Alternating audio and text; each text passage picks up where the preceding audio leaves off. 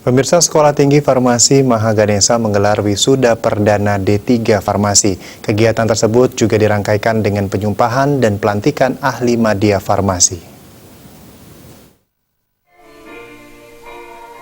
Wisuda diikuti 68 wisudawan dari jurusan D3 Farmasi. Prosesi wisuda dilepas oleh Ketua Sekolah Tinggi Farmasi Mahaganesha, Kadek Dwi Cahyadi, sementara pengambilan sumpah dan pelantikan dilakukan perwakilan Asosiasi Farmasi dan Dinas Kesehatan Provinsi Bali, didampingi rohaniawan masing-masing agama.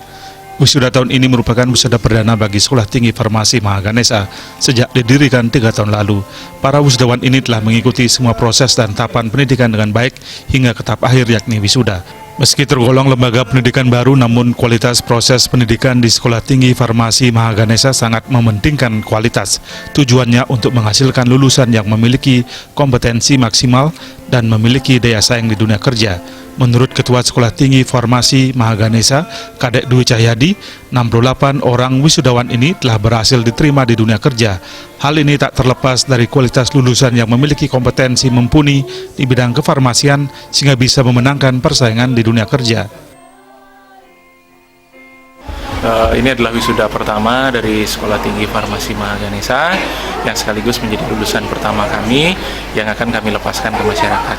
Adapun jumlah wisudawan kita adalah sebanyak 68 orang, di mana wisuda ini juga dijadikan satu rangkaian dengan acara pengangkatan sumpah dan juga pelantikan lulusan kami dari program studi D3 Farmasi untuk menjadi tenaga teknis kefarmasian.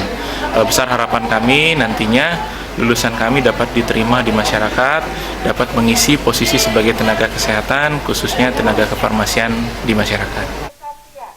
Sementara Nimade Meti Utami, Kabid SDK Dinkes Bali mengharapkan keberadaan wisudawan ini bisa membantu pemerintah memenuhi kebutuhan akan tenaga kesehatan profesional.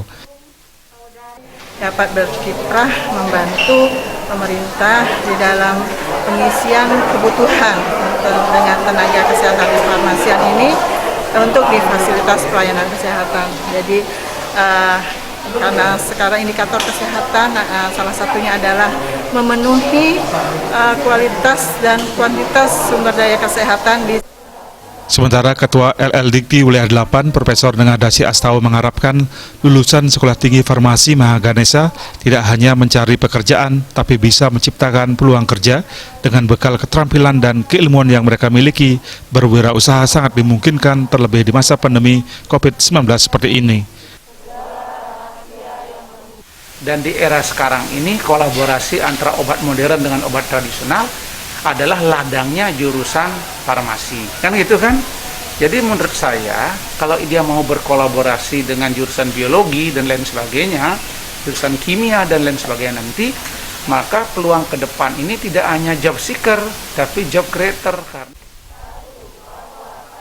Terkait proses perkuliahan di masa pandemi COVID-19, sesuai anjuran pemerintah, pihak lembaga juga telah menerapkan perkuliahan secara daring, sementara praktikum dilakukan secara terbatas dan menerapkan protokol kesehatan sesuai prinsip 3M, memakai masker, cuci tangan, dan menjaga jarak.